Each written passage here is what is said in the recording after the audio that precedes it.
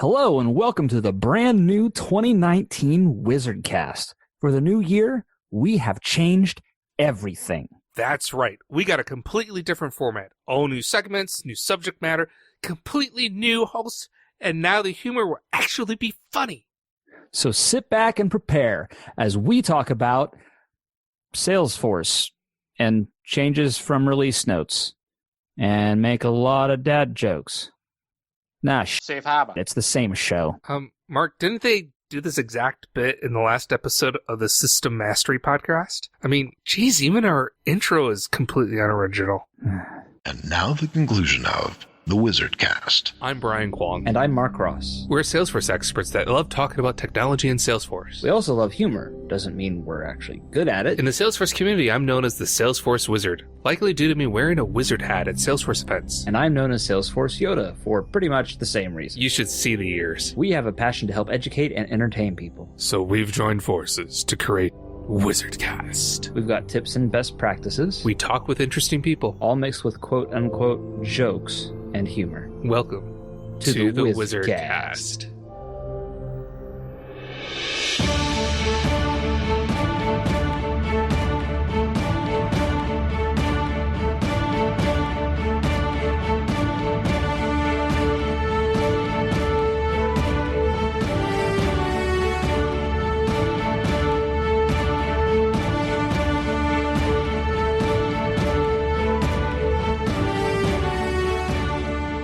What happened to the fireworks who were arrested on New Year's Eve?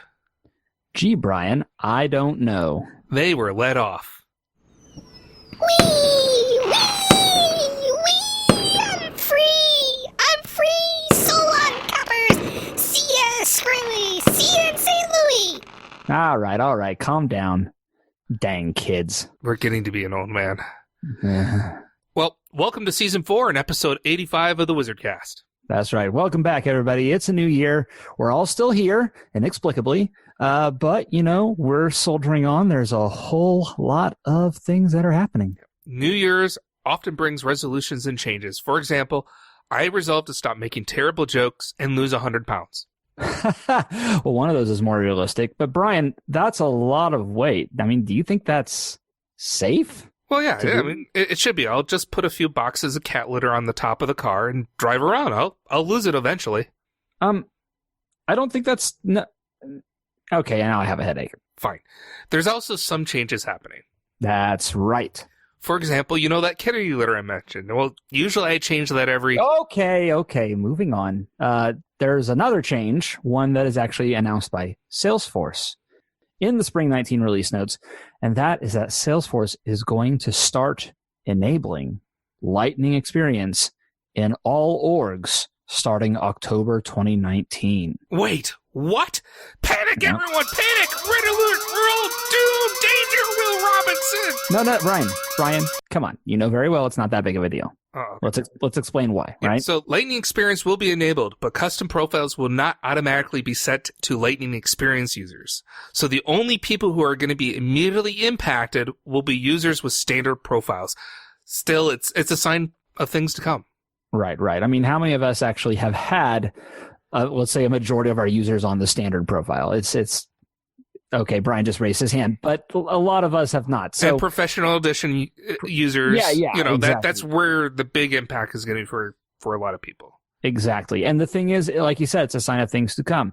It's another sign that Salesforce is going to start moving this hill slightly bit by bit until they have the hill placed exactly where they want it. So if you haven't made plans to transition to Lightning, this announcement right here, this is a great reason to start making those plans because this is likely to happen. So we will put the link in the show notes, of course. The announcement that we're going to have in the link doesn't actually talk about custom profiles. So if you're Right. trying to It's not convince your business users or your decision managers to give you resources to make the transition to Lightning, show them this post. And this may be a really good excuse to get that resources that you haven't been able to get until now. Exactly. That's the thing. Making changes in Salesforce, sometimes the best way to do that is because of outside impetus. Salesforce forcing Lightning at some point in the future, GDPR, making everybody have to clean up their data. So sometimes that's how you get things in. And we got one other big change to talk about. That's right. So if you haven't seen the announcement on Twitter, I am starting work at Salesforce.org. I guess it's congrats are in order. What do you, I mean, this means you're leaving. Muster up a little enthusiasm? You're leaving me and, the Salesforce community and the MVP group to go work off for some, .org group, and we'll never hear from you again. Brian, it's going to be okay. I'm not leaving the WizardCast. Oh, okay then. Well, great. Congrats. No, it's fine. Okay. All right.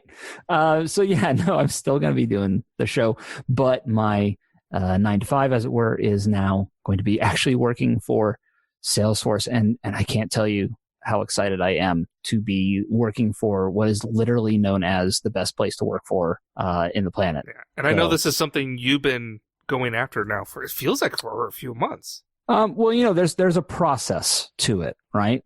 So I figured we could take a little bit of time, and if nothing else, I could share some of the things I went through, just because I know that's going to potentially help listeners, because we actually have some people who apparently listen to the show, and they may be applying to Salesforce at some point.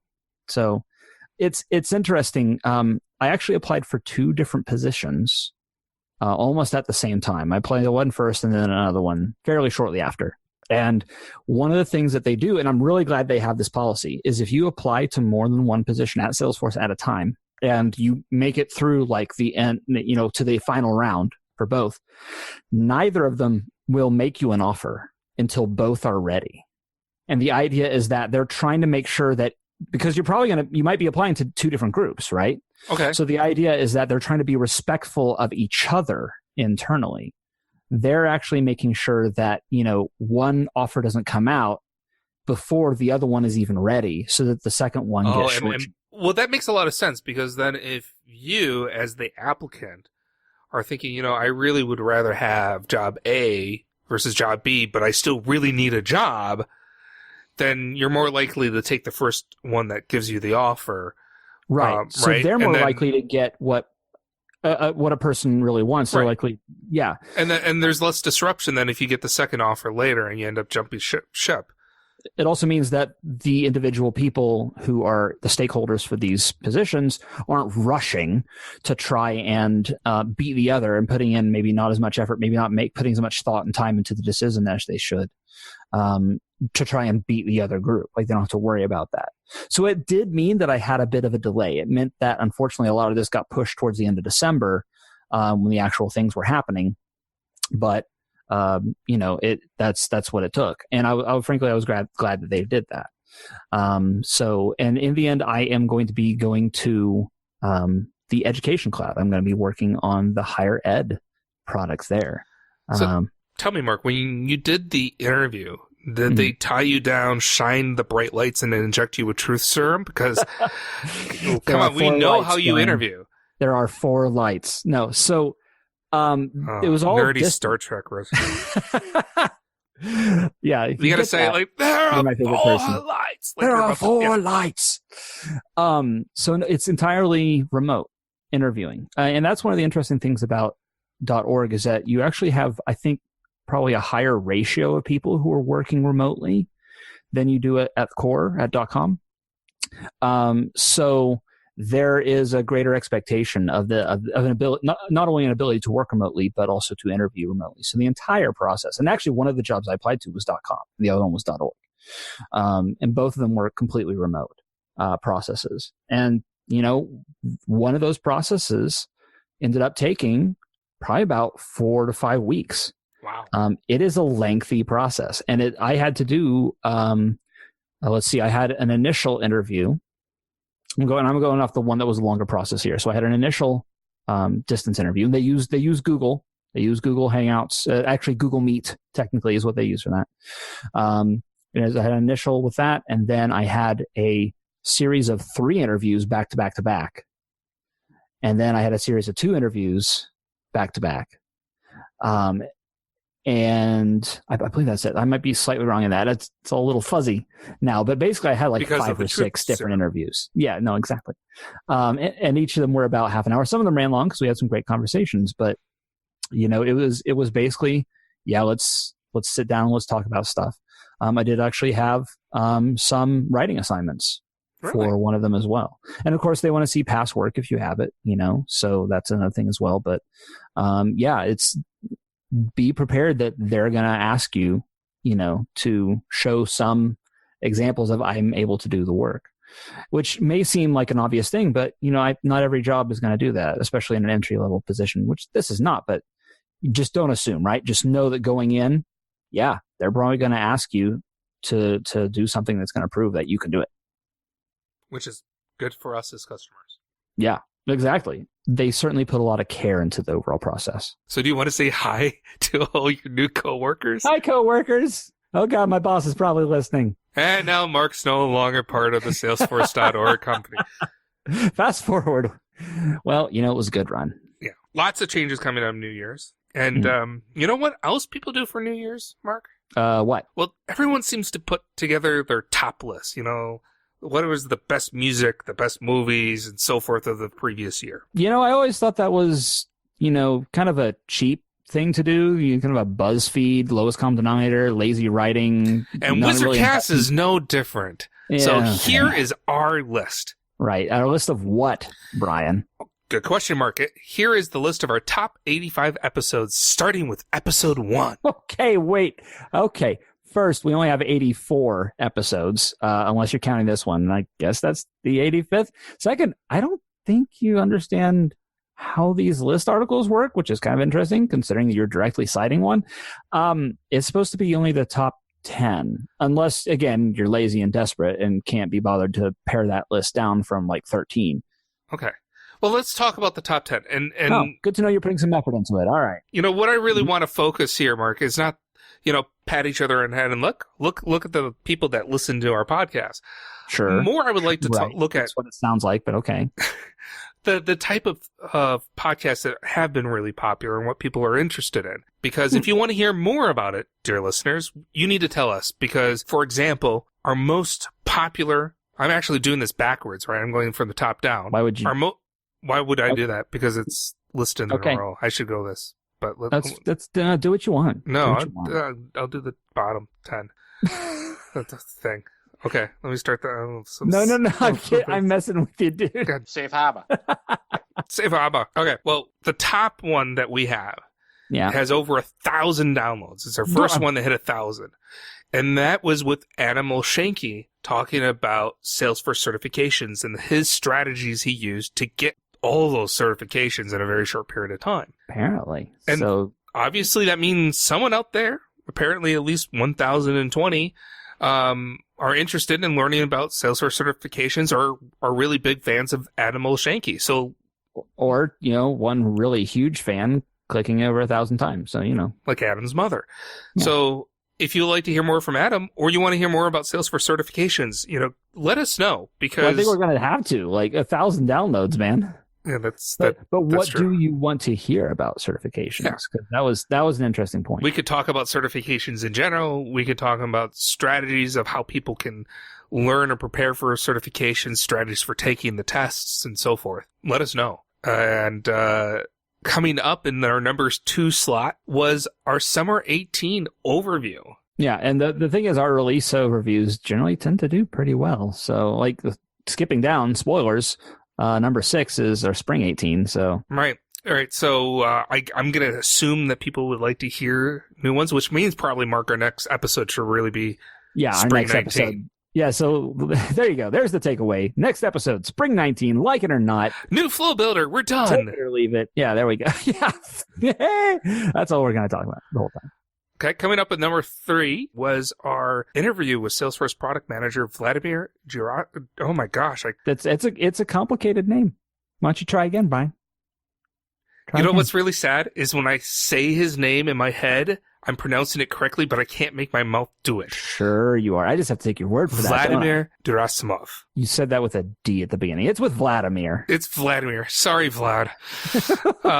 Who was the PM with custom metadata. And he came in and talked a little bit about what was going on and how you could use custom metadata and going forward. So, which is interesting. It really says that people really want a lot out of custom metadata. Or they really like hearing from product managers. So let us know. Yeah. Do you want to know more about things like custom metadata and what you can do with it, or other types of things like that in Salesforce? Or do you want us to go and try to bring more product managers onto the show? Yep. Next on the list, number 4 is Navigating Your Career with Mike Gerholt. Now, I actually find that this resonates with me because it was this very conversation with Mike Gerholt that kind of shaped the way I was approaching my job hunt. So if I had not had this conversation with Mike, I would probably not be where I am right now. Hear that, Mike? That's one more feather that you can put in your cap. It's a dirty feather that needs washing, but yes. So that was a great episode. I don't quite understand that metaphor. I'm not a perfect feather. I don't know. Okay, moving on. Not every metaphor makes sense, Brian. They're only metaphorical. Coming up with number 5 was our GDPR episode with Ian Gotts. Yeah, because GDPR, big deal. Big deal. Yeah, and I'm sure it will continue to be a big deal in 2019 as we start hearing news of litigation and all sorts of fun stuff that's coming out. As well as, Ian Gotts brings a lot of experience and wealth of knowledge, not just on GDPR, but in business analysis. Yep. And bass guitars. And bass guitars, and everything that they're doing over there with Elements Cloud. Mm-hmm. So, do you want to learn more about Elements Cloud? Do you want to hear more about GDPR? Let us know. Number 6. We already said that earlier. Yep. Spring 18. Number 7, good old friend of the podcast, Peter Coffey. Peter. Peter. He's a cup of coffee. We always love talking to Peter. Of course, we'll have more episodes with Peter. Peter's one of those people I love talking to. He's a really nice guy. I both walk away from our discussions feeling smarter and more stupid. Exactly. Next up, in our number 8 slot, was our episode talking about Salesforce community events. So everything from user groups to regional dreaming events to the other events hosted by actual Salesforce, like Trailhead DX and Dreamforce.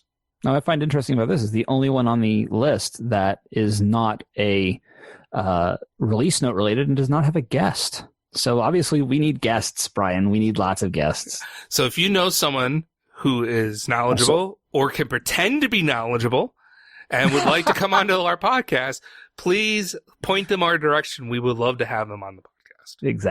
Exactly. Number 9 was the Trailblazer story of Carlos Siqueira, the person who was named MVP with the least amount of Salesforce experience. It's a really cool story. If you haven't listened to his story, it's basically how he went from, just general IT and tech into the Salesforce ecosystem. It was really inspiring. And last but not least was our idea highlights episode that we did in April of 2018. Oh, that one didn't have a guest either, I suppose. No, that didn't have a guest, but it's kind of related to release notes, in my opinion, because it's talking about... It's about features. And it's kind of like the opposite side of the spectrum. Release notes are being the things that are coming out, where ideas are the things that we want to have come out that are not there yet. And, for those who are not familiar with this is one of the things that we ask at the end of every episode is submit an idea. It doesn't have to be yours. It could be something that you are a proponent of, but you would like to hear us share, either to get more people to come in and vote on your idea, or just to hear Mark's and I's opinions about whatever that idea is. And we're due to do another idea highlight coming up anytime now. Yeah. Well, we're overdue for that. So that'll probably happen again. So that rounds out the top 10, Brian. Anything else that you would like to do in the coming year? For the podcast or personally? Well, I meant for the podcast, but if you want to make it all about you, then sure, go ahead. We all know that the universe revolves around me, right? For the podcast, I really want to make it more engaging with the listeners. We love meeting you at events. We love hearing from you. And we want to make sure that you have a reason to come to this podcast other than the fact that you might think our jokes are funny. So well, let's not make random wild assumptions there, Brian. that they think our jokes are funny, or that Yeah, okay. yeah, that's specifically that to start Well, with. if they're not interested in the content, what else is there? Our shining personalities Represented in Okay, terrible jokes, right? I can't. No, never So- mind. No. So, but my point is we want to make sure this podcast gives you, the listener, what you want, which means that if you have a topic you want us to cover, you have an idea you want us to share, you have a guest you want us to know about, or if you have a joke, and I'm very serious about it, it doesn't have to be a good joke. You've heard our jokes. They're terrible. There are a number of different ways that you can reach out to us. Mark, tell them how they can contact the WizardCast.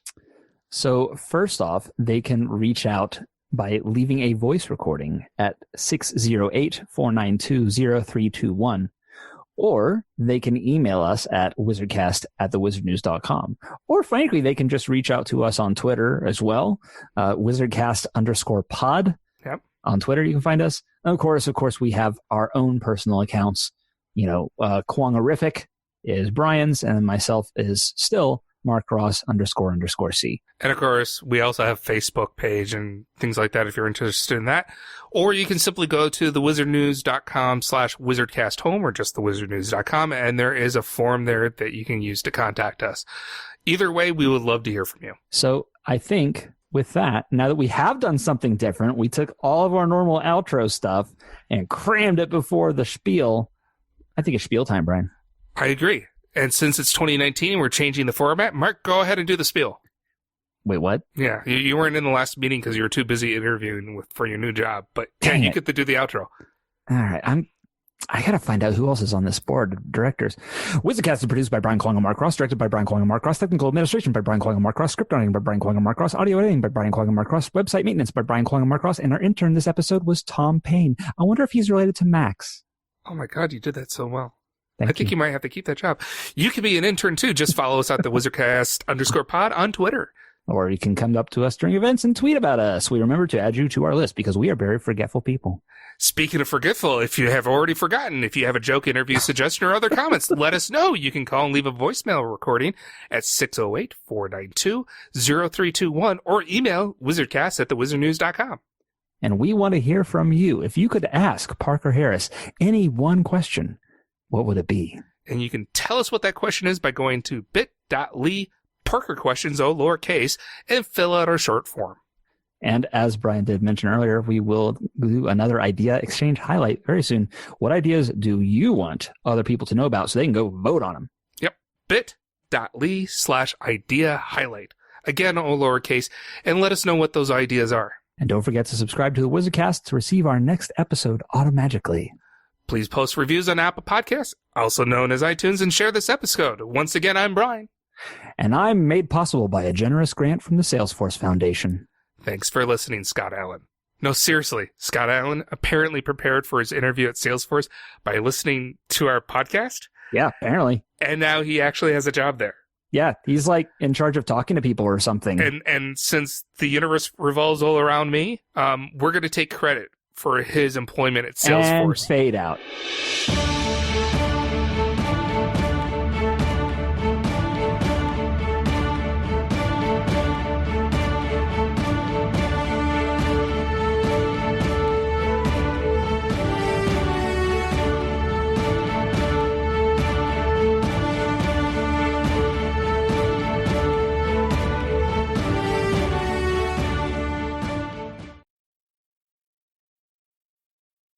And now, for something... Oh, crap.